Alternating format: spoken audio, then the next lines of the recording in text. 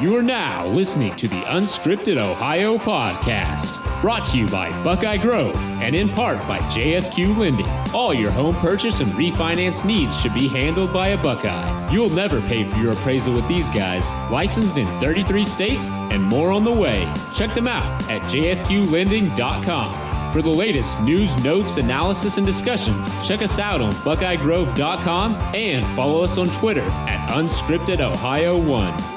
Now, broadcasting from Podcast Central, a place that is not his mother's basement. Hey, Ma! Can we get some meatloaf? We promise. Here's your host, Kyle Lamb. Hey, Ma! The meatloaf! Good Friday. Welcome back to the Unscripted Ohio podcast. We have lasted officially longer than the AAF. Good riddance. Rest in peace to the Alliance of American Football. I'm your host, Kyle Lamb. We are brought to you, of course, by BuckeyeGrove.com. And as the advertisement just said, the little intro to the show, we are also brought to you in part by JFQ Lending. Unscripted Ohio is also supported by GoBus. Ride to over 40 stops across Ohio, connecting rural communities to Columbus, Cleveland, and Cincinnati.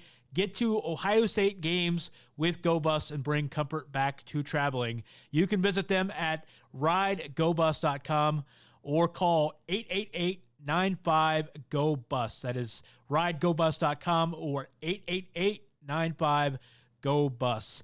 So, I mentioned, the AAF. This is kind of an interesting thing that I want to cover here real fast before Mark joins us. Mark Gibler of BuckeyeGrove.com. We'll be talking some spring football, what's going on in spring practice. Mark has been to about 3 or 4 practices now, so he's got his own observations, I'm sure, as to what's happened in practice. We'll get into, some of the personnel, what he's seen with his own personal observations, and we'll, of course, also talk recruiting because that's what he does. He drinks. He knows things. He is the recruiting analyst extraordinaire for BuckeyeGrove.com. So, Mark, coming up in a few, and a little basketball talk at the end of the show. Ohio State getting a transfer to visit campus this week. I'll get into that. A name that you should be very familiar. It should make you a little nostalgic, for better or worse. But they do have a grad transfer coming in to visit. I'll talk about that. And DJ Carton, boy, he has had a superb senior season. And I don't know if you saw this, but some of his post-senior season highlight film came out the other day. I posted it on Twitter at KYLAM8. You'll want to check that out and take a look, especially if you love athletic point guards. But I will talk about him later in the show as well. But I mentioned this AAF thing. This is becoming a common theme. And I think, in this particular case, I think this is bad business model. But it's kind of interesting to me that there has not been a football league in America that has been able to make a consistent success of itself and be a consistent presence. And I think it's for a number of it's a variety of reasons. I mean, number one, too many of these leagues try to reinvent the wheel. Too many of them try to take on the NFL. The USFL tried to take on the NFL back in the 80s, and it was popular, but they found out very quickly that it was not a very good long-term solution. The World League of American Football came in. I think they had big aspirations at first, and then they quickly realized it was a great, in theory, they wanted to bring American football to the rest of the world, especially Europe. You had teams in London, you had teams in, and I think in Germany, if I remember right, there was, teams all throughout Europe as well as America, and it was a great idea.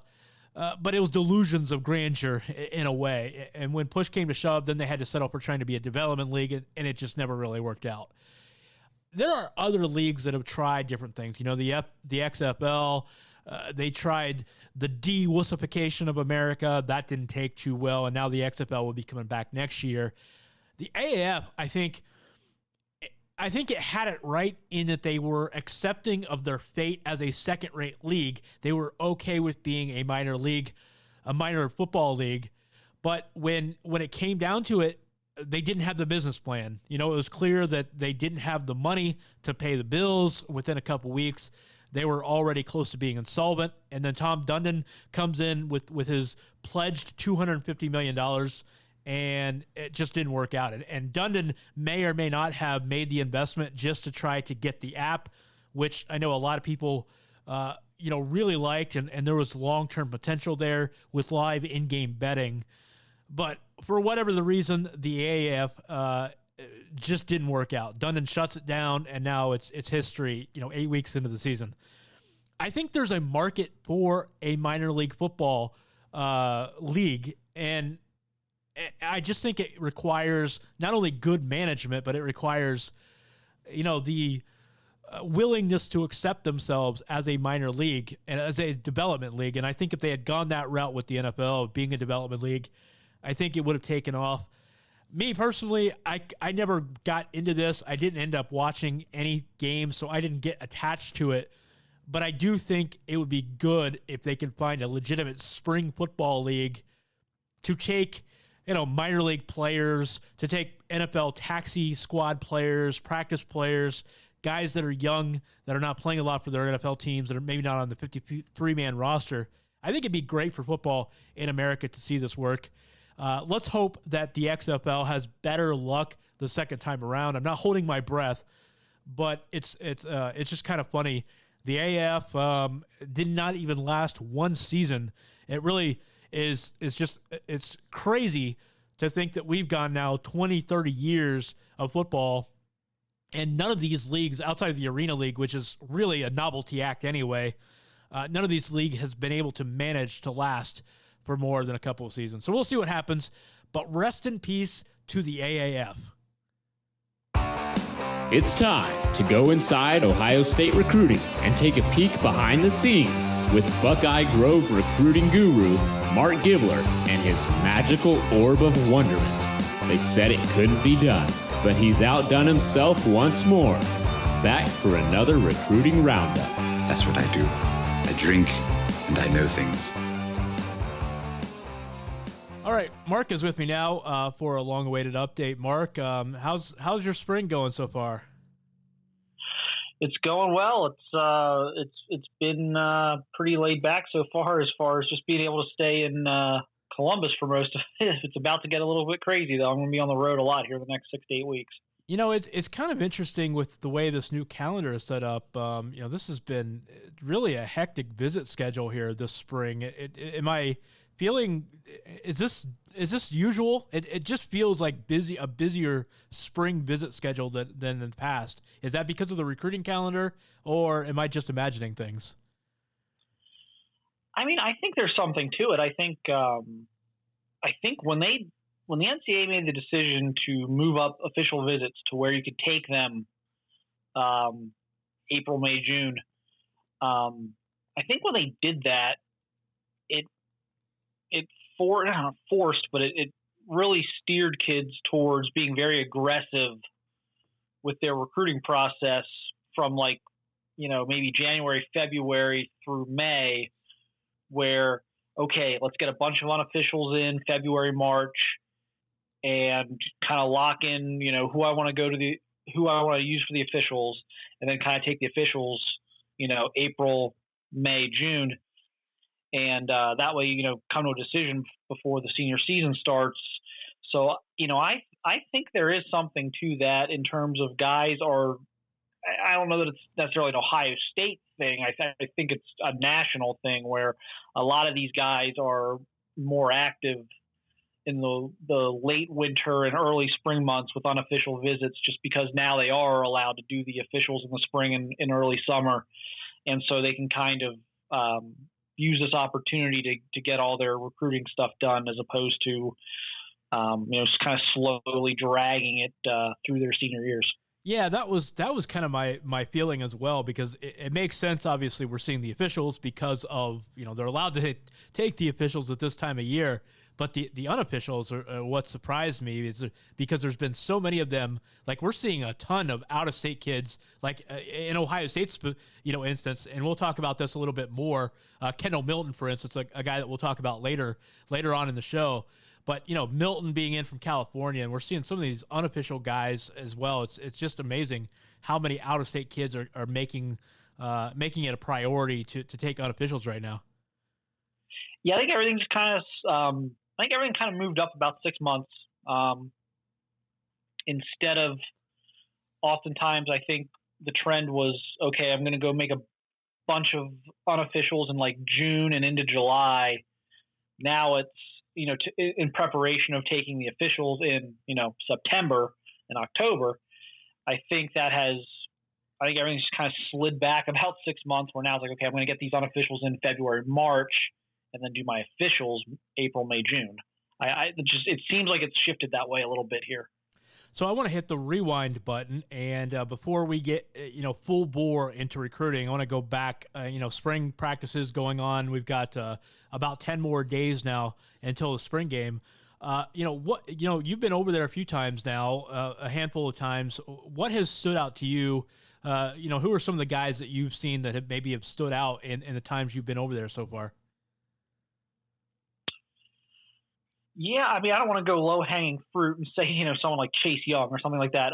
But, a couple of guys that really, I would say one particular kind of has come out of nowhere is Javante Jean-Baptiste. I don't know that they're going to be able to keep him off the field this year. I think he's got a chance to sneak into the rotation at defensive end.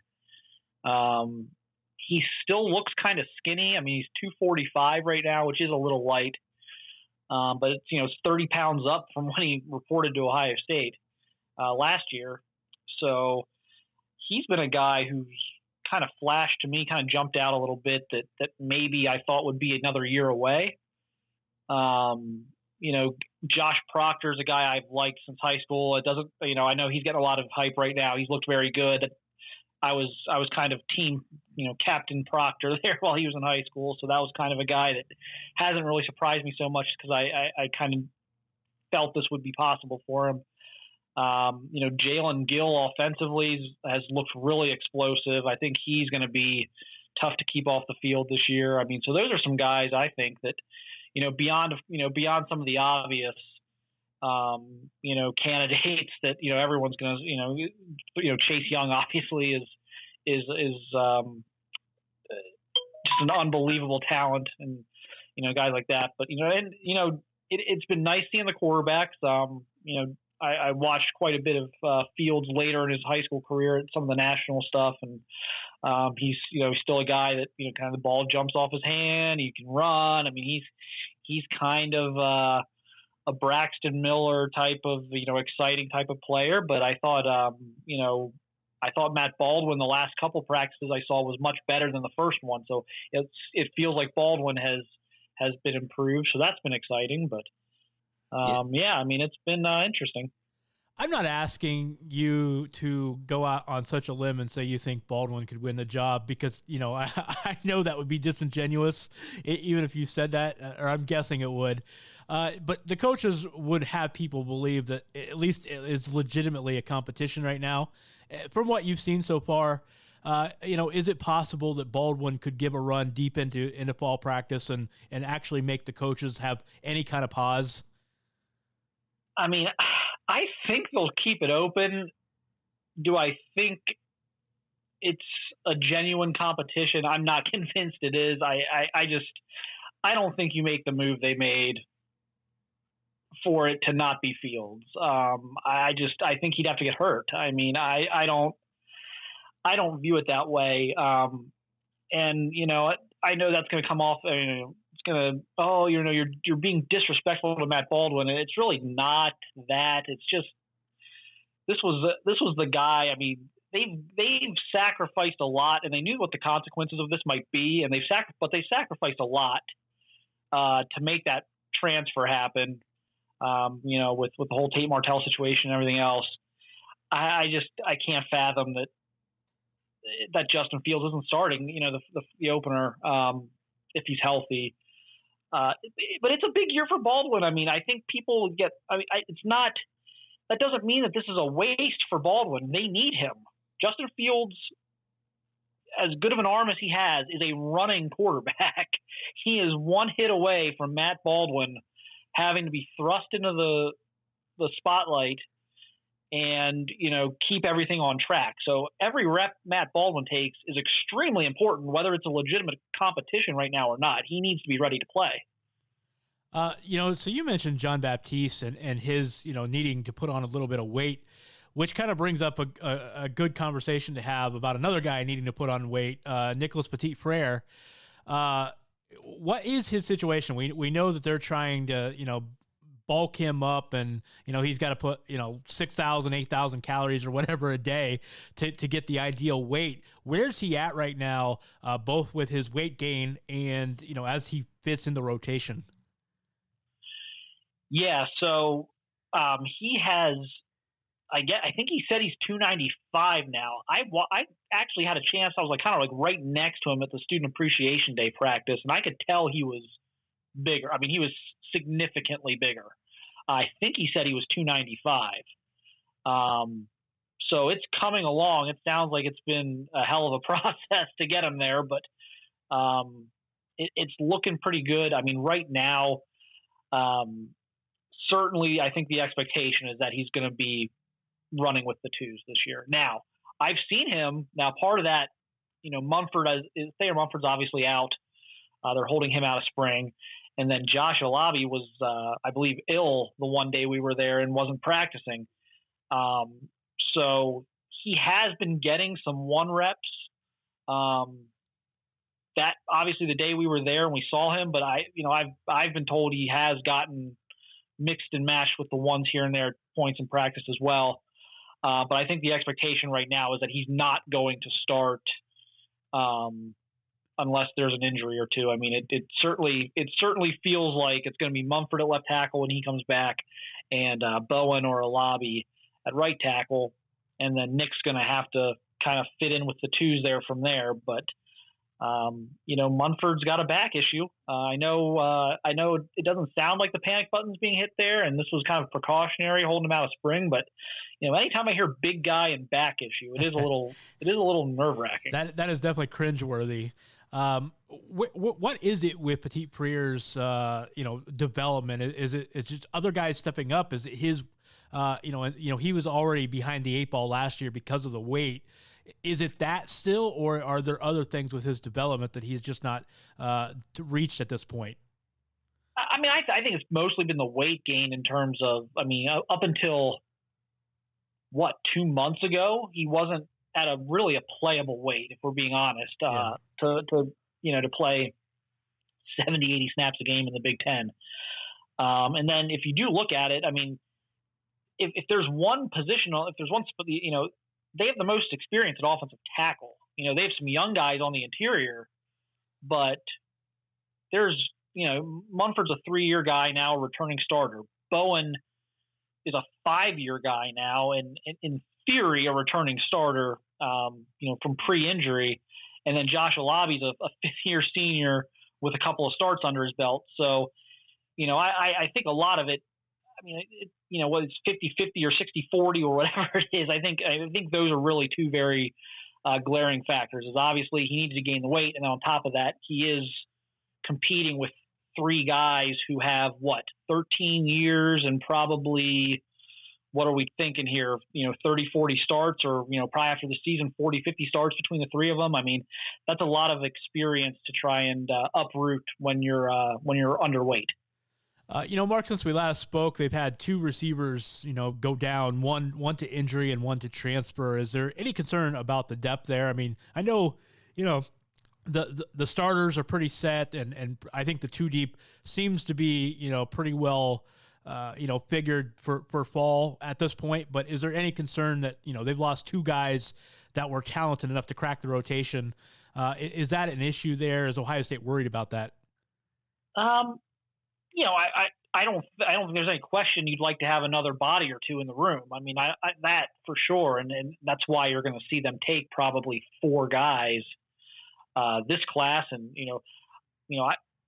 if we're looking at 2020 and 2021 recruiting wise, I think they're going to take either 8 or 9 receivers combined in those 2 classes. So there's clearly a need there to add a little bit to the numbers. In terms of the immediate future, the 2 deep is still intact. So now it's kind of, they've kind of used up their extra rope at this point, I guess is the best way to put it, where nothing's really impacted the two deep, but boy, the rest of these guys better stay healthy. That's, I think, is kind of probably where things are at right now. Do you have any update on Cameron Babb and the severity? I know at first it was reported that it may be a season ending type thing. Is that what they're still thinking?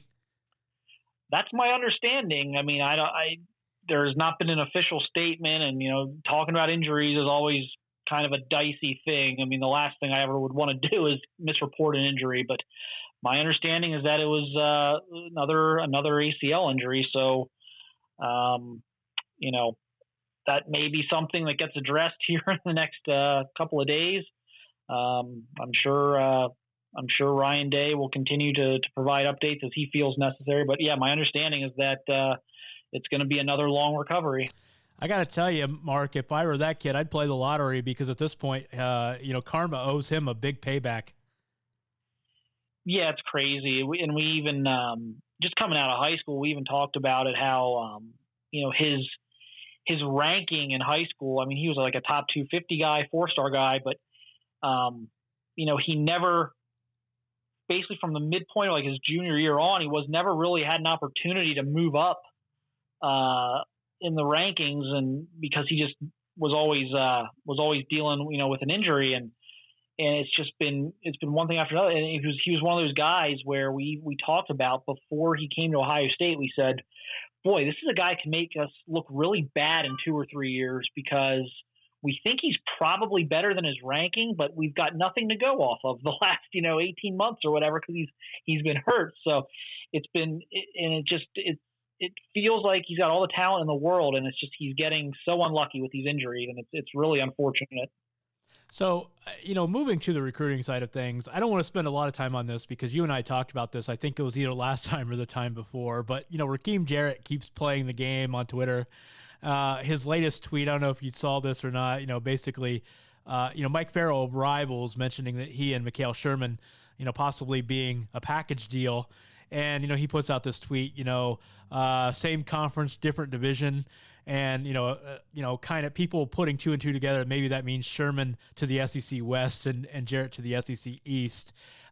Is there any reason to think that this guy is telling the truth, or is this just a giant game right now? I think it's a giant game right now, because I think if we're being honest, Ohio State's biggest competition for Jarrett right now is Tennessee, and their biggest competition for Sherman right now is Georgia, and those are SEC East programs. They're in the same division. So I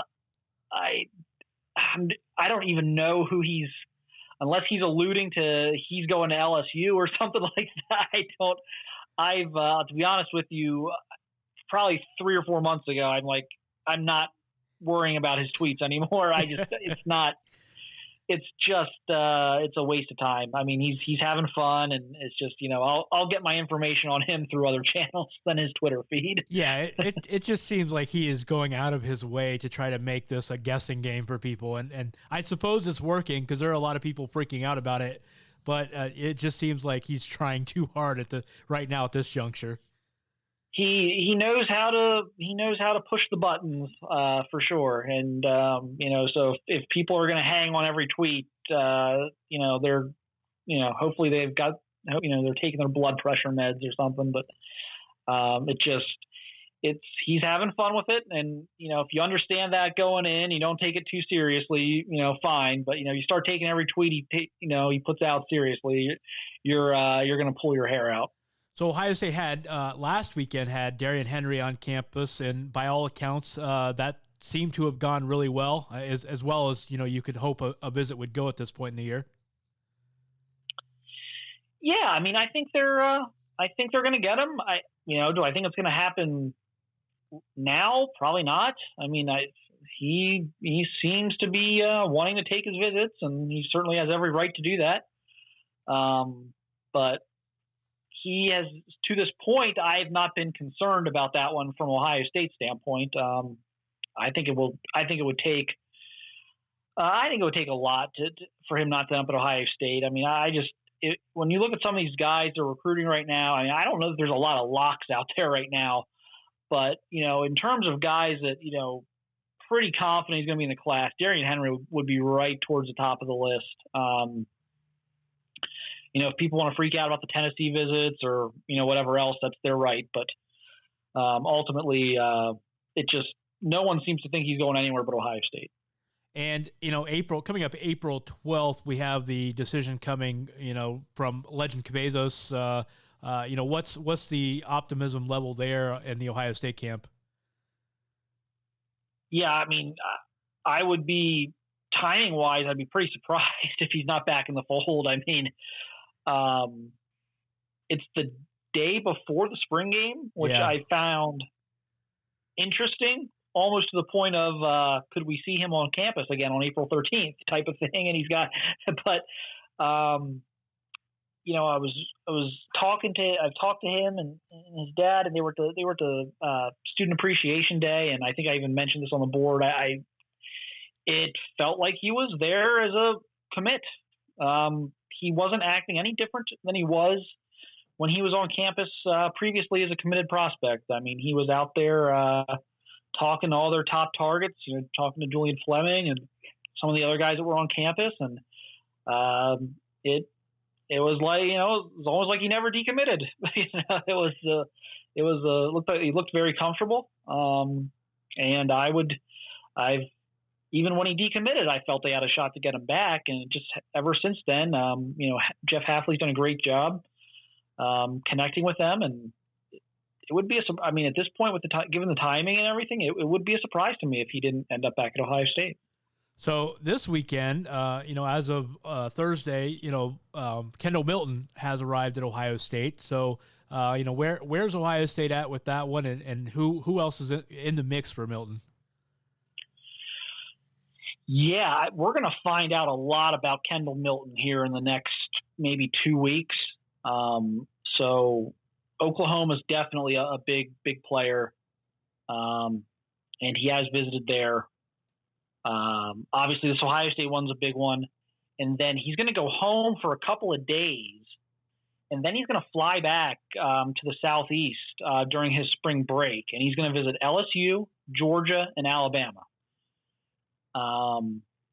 If you're noticing a theme here, Oklahoma, Ohio State, Georgia, LSU, Alabama, the theme would be all of these schools have produced phenomenal running backs recently. So beyond the fact that they're all very good programs, Oklahoma, Georgia, Ohio State, Alabama, probably four of the top 5 or 6 programs in the country right now. LSU is obviously a great traditional powerhouse. So once all that's wrapped up, I think we're going to get a much more clear picture of kind of where this is at. Today, I think it's Oklahoma, but I mean, that's kind of that's a recency thing. I mean, they've always been in the picture, and he's visited there pretty recently. So that's kind of an edge to them. But he's got these 4 visits coming up of schools he really likes, and he's been, Alabama and Ohio State especially are 2 that have, both he and his father. Every time I've talked to them, those 2 schools have come up with him every time over the past year. So these are all very big visits. I think any of these schools probably has a shot. And so we're going to find out here in 2 weeks. I think Ohio State intrigues him. I think they're in a little bit better shape with Bijan Robinson versus Milton at this stage, but you see what happens on this visit. They got him for 2 days. They took, I alluded to it in the story we wrote, but they took a red eye Wednesday night. They left California Wednesday night at 11 o'clock at night. And it was, Chris Milton, Kendall's dad, was telling me they were going to get in at 10 a.m. or something, locally, till the time change and everything else figured itself out. It was going to be 10 a.m. Thursday morning. So that's a kind of a terrible flight. That's a kind of a big sacrifice to make the visit. I don't think you're doing that just to, check, Ohio State off the list of, blue bloods you've visited during the recruiting process or whatever. So I think they're very interested, and I think just getting a feel for the academics and life after football stuff is going to be important. Yeah, if you're going across a couple time zones across country to take an unofficial visit or any kind of visit, actually, at this point you're pretty serious about a place. It's interesting to me because you mentioned, knocking out the Alabama, LSU, Georgia thing on his spring break next week.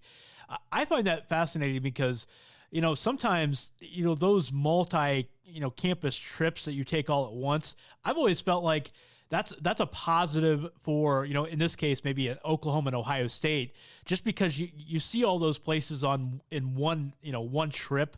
You go from one place to the next. It kind of feels like sometimes it can run together, and it's like, okay, well, I just saw this at this place and that place, and whereas Oklahoma and Ohio State kind of taking them separate can be an advantage, I think. Yeah, it definitely can all run together. And then the other thing with like when you do the 3 to 4 school thing, if you're the last school, so if you're school 3 or 4 in 7 days, you better bring it because at that point, that kid and his family, they've heard every pitch. They're probably tired of it at this point. They're probably ready to get home. You really have to bring it when you're like bringing up the rear on these long visit trips. So in that sense, yeah, I mean, like I said, the flight, I mean, this flight he took, this red-eye flight they took this week to Ohio State is wild. But, you get in, you recover, you sleep, and, they were going to take some time. They were going to get to the hotel and sleep a little bit and kind of, start things off like later in the afternoon. So, there's recovery time. When you're doing this 3-4 schools in 7 days thing, there's really no time to gather yourself. And especially by the end of it, you can start to tune things out. So I would tend to agree. So before we wrap it up, Mark, so Ohio State we've talked a lot about the 2020 kids here recently, but there are a few 2021 kids. You mentioned they've kind of been in the thick of the recruiting race for, a handful of quarterback prospects. So tell me where they're at with this 2021 class, both with quarterbacks and some of the other guys that you were mentioning were coming in. Yeah, well, I think, first and foremost, what's going to help them appeal with the quarterbacks beyond just, Dwayne Haskins, Ryan Day, Mike Yurcich, just that whole brain trust and the things they've done on the field is the fact that they are in on a ton of great receivers in 2021. So I think that's going to be appealing.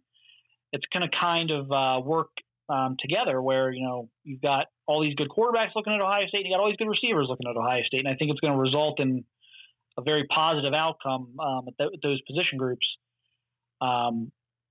The quarterback search is going to be interesting. I think it's a 3-guy race right now. It can change. This could all look different in 6 weeks. I don't know that it will, but it could, because in a few weeks they're going to be able to go out and they're going to see all these guys throw in person, and they're going to see a bunch of other guys throw in person as well. So things can shift very quickly at this time of year with quarterback boards. But right now, I think it's a 3-man race. I think it's Kyle McCord out of Philadelphia, St. Joe's Prep, J.J. McCarthy up near Chicago, and Drake May out of Charlotte. And they were May and McCarthy were on campus a couple weeks ago for Student Appreciation Day. And McCord is going to be on campus for the spring game. And they all have offers, and I think they all have established themselves already as being good enough to play at Ohio State. So I don't know that there's any issues about, being a take or anything like that necessarily at this point. Great leadership qualities. So they all have that baseline level of ability and leadership and character that I think Ohio State's looking for.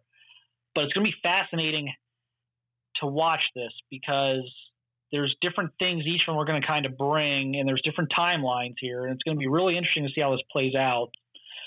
So, Drake may not want to decide for about another year. And that's what he told me yesterday, as a matter of fact. He's like, probably next year around this time. So are you going to wait that long? And I've been told they really, really like Drake May. So that's a guy, I mean, that's a top, he's right up there, whether he's 1A or 1B or whatever. I mean, he's right up there at the very top right now. So you've got that where you may have to continue to recruit him for a year. the Kyle McCord factor. If you can get Kyle McCord, that would help you with Marvin Harrison Jr., who's one of the best receivers in the 2021 class. So how do you factor that into the mix? And then you've got J.J. McCarthy, who is kind of your Jack Miller, like rah-rah recruiter type of guy who may want to commit early to his school of choice and get the ball rolling on that. So you've got all these things you're trying to weigh. Not only you're trying to get one of those three, but you've got to figure out what are you prioritizing here among the three, because each one of them give you something a little extra beyond just their ability. So I think it's really interesting how this is going to play out. But I think those are the three right now. Yeah, it's really fascinating. It just goes to show that recruiting is not just like, oh, he's the best player, that's who we want. There's so many things that go into it. You've got to kind of hedge your bets a little bit. Who's really interested? Who can you get a commitment from? How long do you have to wait? Is it worth the wait to fill the position? There's just there's so many moving parts when it comes to recruiting. Right, and eventually they're gonna. I feel like I keep saying this, and they never do it. But like eventually they're gonna have to take a second quarterback, and you wonder how that's gonna like. You can't really. I don't know that you can do that right now with 2021. So how do you find another quarterback in all this as well? I mean, can they sneak a second quarterback in 2020 or 2021, or are they going to try and get a grad transfer, which is almost impossible to get a legitimate, top flight grad transfer, because those guys are going to want to start. So there's a lot of stuff going on here with quarterback. I mean, and the options are fantastic. I mean, these three kids are really good. Like Ryan Day has almost single-handedly, along with, of course, having Dwayne Haskins, elevated the status of playing quarterback at Ohio State, nationally. I think we even mentioned this recently, maybe the last time I was on the podcast, that in the past, if the Midwest in the state of Ohio didn't have a top flight quarterback, it might be a challenge for Ohio State to get one. That's not the case. I mean, these kids are, Charlotte, Philly, Chicago. These kids are coming from various parts of the country. Miller Moss flew out from California, was there last 2 Saturdays ago. So he has really elevated this position, but yet there are still a lot of questions in terms of how are they going to fill this roster out. I feel like this is a huge year for Ohio State, because coming off of the success that they had with Haskins last season, if Fields shows up this year playing the type of football that they're hoping he can play, I think that's a perfect timing for these 2021 quarterbacks and receivers you're talking about, because there's already the buzz surrounding Ryan Day. And if we see Fields come in and, maybe pick up seamlessly from where Haskins left off, I feel like that right there is like Ohio State's calling card that, yeah, we have a legit coach that knows how to develop quarterbacks, and it just feels like the ball can really get rolling for them because of that. Oh, I mean, and the other guys are already talking about it, just sitting down with Ryan Day and just, the evolution of the Ohio State offense. I mean, Drake May said it was unbelievable sitting with Ryan Day and going over what they did with Haskins and everything else. And when you factor in, if they keep it rolling with Fields, if Fields is as good as people think he can be, he could be out of here in 2 years. So if you're a 2021 quarterback, yes, Matt Baldwin is still going to be here and is going to be the heavy favorite to be the starting quarterback at that point. But you can at least sell the idea to these quarterbacks that, hey, our starter is leaving. So it's, in theory, and it's not a lie. I mean, the quarterback competition is open from the first day you step on campus. And I think that's appealing too. Again, that's no disrespect to Matt Baldwin or Jack Miller. I mean, the odds would be heavily on one of those two taking over for Fields. But you can still sell that to 2021 quarterbacks of, hey, our starter's gone. It's going to be an open competition. And I think that's appealing to them as well, in addition to the type of offensive numbers that they put up last year and that, they have a chance to put up again this year. So it's a new era of quarterback recruiting for sure. And it's going to be really interesting to me to watch, what if Kyle McCord tries to commit at the spring game? What do you say? I mean, I think you have to say yes. Even if you might think one of the other two is a little bit better, and I don't know that they think that. I'm just saying, like, even if you, is Drake May the best or is JJ McCarthy the best? Do you turn away a top guy like McCord who could also help you with Marvin Harrison? I mean, I don't think you can. So it's going to be really interesting to see, like, the dynamics of this and if kind of who blinks first with the 2021 guys. It is a brave new world we are living in. 9 months ago, if somebody had told us we'd be talking about this kind of situation with Ohio State, not only Urban Meyer not being the coach, after everything that happened, but, we're actually talking about a step up in terms of perception in with some of these skill players. It's incredible. They haven't got to the point where Urban had it, obviously, because that's an incredible amount of consistent success, but just in terms of, quarterbacks and receivers and the hype surrounding the skill players, Ohio State, I think, is on another plateau that they've never been on before. Yeah, definitely a quarterback. And, they did a really good job recruiting quarterbacks, I think, for the most part. Under Urban Meyer, I thought quarterback recruiting was elevated, probably to a level it hadn't been in a while. I know, Terrell Pryor is going to be thrown out there, but just general, and probably Troy Smith as well, even though Troy wasn't necessarily he was a fairly highly rated guy, but again, these were all, kind of local guys. I thought Urban branched things out a little bit more for him, certainly. But it's just, we're talking about, we've seen, 6 or 7 of the top class of 2021 quarterbacks already make it to Ohio State on an unofficial visit. It's really a hot job being the starting quarterback at Ohio State right now. I don't think the status of that position has ever been thought of higher by recruits than it is right now. I really don't. Yeah, I can't remember a time. I really can't. This is, I've been following Ohio State for a long time, and to me, this is the most brand awareness for that position at Ohio State I've ever seen. Yeah, I mean, I definitely agree. I just think, again, I think for years it was okay. Hope Ohio's got a guy, or Western Pennsylvania, or hope there's a guy within a 3-hour radius.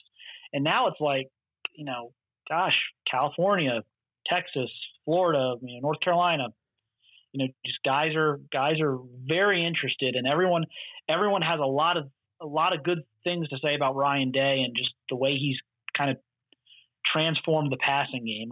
It's just been, and Mike Yurcich gets a lot of credit too, just for what he did at Oklahoma State. That's elevated things as well. I think he had a relationship with Drake May prior, as well as JJ McCarthy. So it's just kind of all come together. You get the right blend of coaching, staff, and you throw in a guy, you throw in Dwayne Haskins and the season he had, and it's just kind of been a perfect storm. Well, Mark, we will certainly keep an eye on this.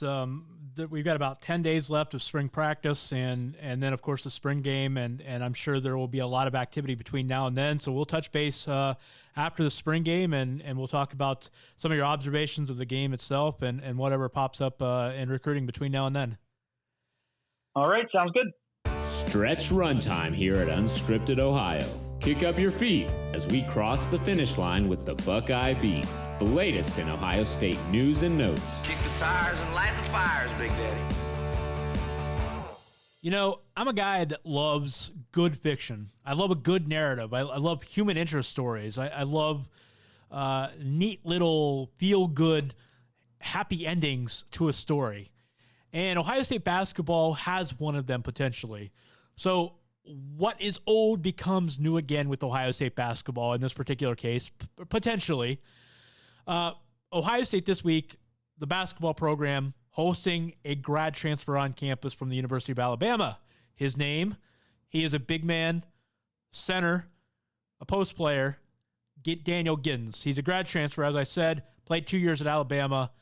If that name rings a bell or even doesn't ring a bell, it should. It's because it's the same Daniel Giddens that started off at Ohio State a few years back. He started off averaged, I think, 3.8 points and 3 rebounds a game for Ohio State his freshman year, and then was one of that will now famously lost recruiting class where every single member of that class, 5-man class that was a top 5 class for Ohio State, is now gone. That being Daniel Giddens, Austin Grandstaff, Mickey Mitchell, A.J. Harris, and Jaquan Lyle. All 5 of those guys are now gone. The first 4 transferred, and Lyle got kicked off by Ohio State a year later after the other 4 transferred. So Giddens went on to Alabama to be closer to home, or at least that was a story.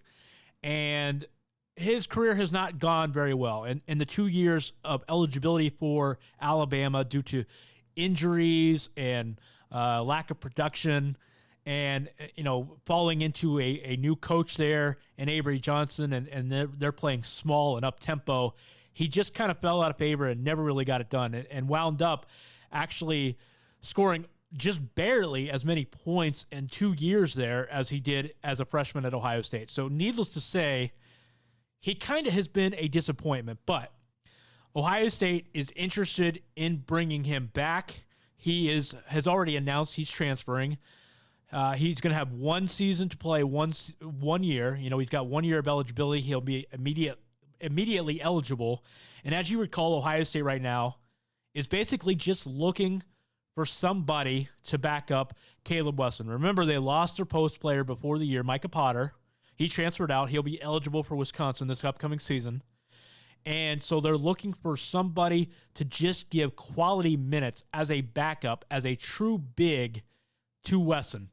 And with Jaden Leday gone, he's putting his name into the NCAA transfer portal. He's going to be leaving. He wasn't a true big anyway. He was a 4 that was playing the 5 out of necessity because of Potter's transfer. So now Ohio State is looking for somebody to come in and give quality minutes as a big, somebody to save Wesson some fouls, somebody to play defense, and that's exactly what Giddens is. He's a rim protector. He's a solid, versatile defender that can switch ball screens out on the perimeter if he has to. He can rebound. His offensive game has not progressed very much, but he can give them just enough quality minutes, I think, to be a solid backup. When I first heard the news the other day, this came out on April 1st, so I thought it was like an April Fool's prank. I didn't think there was any way that this was actually real, and I was a little skeptical of it when I realized it was legit, but I had some more time to think about it, and I actually think this is a great fit for Ohio State because they're still interested in the 7-footer Ibrahim Diallo from Prolific Prep in California. But he's very, very raw. They could take both of these guys. I think the plan, from what I believe to be true, I think the plan is that they would still like Diallo to come in, redshirt, allow him some time to develop as a true player because he's very, very raw. Remember, he's only been playing basketball for a couple of seasons. So you get him to, give him some development time, and then Giddens plays 1 year as a senior, and then maybe Diallo, a year from now, is ready to be a backup to Wesson when Wesson still has 1 more year remaining of eligibility. So Giddens would be a bridge from Wesson to Diallo, and he would provide some senior experience, maybe a little leadership if he's matured. His dad has said that he's really matured a lot since he's a freshman. He's a completely different kid, completely different player. So maybe he provides some experience, some leadership, and of course, the quality minutes backing up Caleb Wesson. So I think this is an ideal situation for Ohio State. They don't need a 10-10 type of center to back up Wesson. They just need somebody that can play defense and rebound, and Giddens certainly fits that bill. So potentially a good pickup for Ohio State. Daniel Giddens, grad transfer from Alabama, potentially returning home. Who says you can't go home again? Not Daniel Giddens. So that'll be an interesting story. If that comes to fruition, that could be a really cool story, actually. If you think about it, the NCAA tournament is full of human interest stories, and, you see these little halftime big nets in between games sometimes. these are the cool stories that you live for in the NCAA tournament. And Daniel Giddens returning back and becoming a success at Ohio State. It's not very often you see guys return to the school they started at. It happens very infrequently. It's not unheard of. It's not the first time it's happened, but it doesn't happen very often. So Daniel Giddens, if he returns to Ohio State and winds up being a productive player, I think that'd be a really cool story for a senior to go full circle like that. We'll see what happens. If you are excited about Ohio State basketball, you have a right to be. I mentioned DJ Carton's highlight videos coming out. My goodness, folks, this guy is the complete package. He still has to improve his outside shooting a little bit. He's inconsistent in that capacity, but he's gotten a lot better in the past year and a half. So he's got to the point now where he's not a liability out there as a shooter, but he still has to improve. But other than that, he's got everything else you could imagine. I mean, the highlights are full of the thrilling plays, the dunks, the crossovers, putting people on a rope. Look, he was posterizing folks, out there on these highlight films this year as a senior. He was making people look like fools for sure. And he's got that kind of explosiveness and athleticism. But what I like about DJ Carton is not only is he the athlete, the guy, the 6'1" guard that can dunk over people, but he's the guy that makes the right play. He's the steady guy. He can beat people off the dribble. He's got a tight handle. He takes care of the ball. He makes the right read, makes the right passes. As a senior this year, he averaged almost 8 assists per game. He can score 20-some points a game, but he makes the right pass. He takes care of the ball, only a couple turnovers a game. So he's the athlete and the playmaker and the facilitator all rolled into one. And you got to love that because that's what you want out of your point guard. And Ohio State doesn't just have Carton coming in to excite people, but they have the steady, experienced point guard, C.J. Walker, transferred from Florida State. This will be his fourth year in the college program next year, as he played 2 years at Florida State and then sat out this year for Ohio State and practiced all along. So you add Carton to the mix and then another true ball handler with Walker that makes a great plays. He's a smart basketball player. He can shoot it a little bit. Ohio State will be in very good hands next year at the point guard position. They come up with a little bit more consistent shooting, and then, this Giddens things work out, or they come up with another big to back up Caleb Wesson, and, Ohio State will be in great shape as far as basketball is concerned for the 2019-2020 season. Anyhow, that's going to wrap it up for Unscripted Ohio today. Thank you again for listening. Thanks to Mark for the recruiting and spring practice update. We'll, of course, touch base with him again next week or after spring practice, to go over kind of the postmortem with what happened in spring. That's going to do it for Unscripted Ohio. Catch us every Monday and Friday on BuckeyeGrove.com. You can also catch us on SoundCloud, iTunes, Google Play, Stitcher, and Spotify. Catch me on Twitter at KYLam8. That is going to do it for the show today. We'll be back again on Monday. Hope everybody has a great weekend. Go Bucks. You can get new episodes of Unscripted Ohio on Mondays and Fridays exclusively at BuckeyeGrove.com or anytime on SoundCloud, iTunes, Google Play, or Stitcher. Be sure to subscribe to stay up to date on all things Ohio State.